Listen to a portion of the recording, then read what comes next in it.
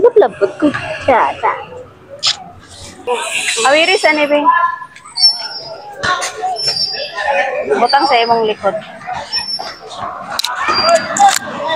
Asa kay tagapalit og isda?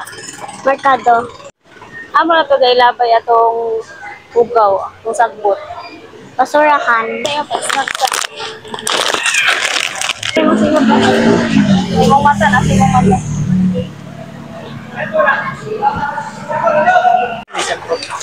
Kuwasa ng silig yung palilig.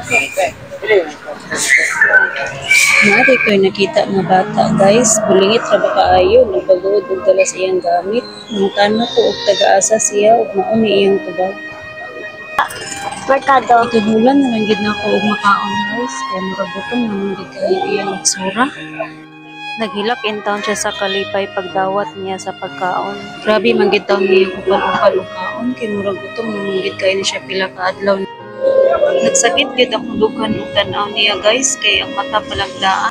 Nangutana di ko sa iya og asa siya gakuha og pagkaon ug mao na iyang tubag.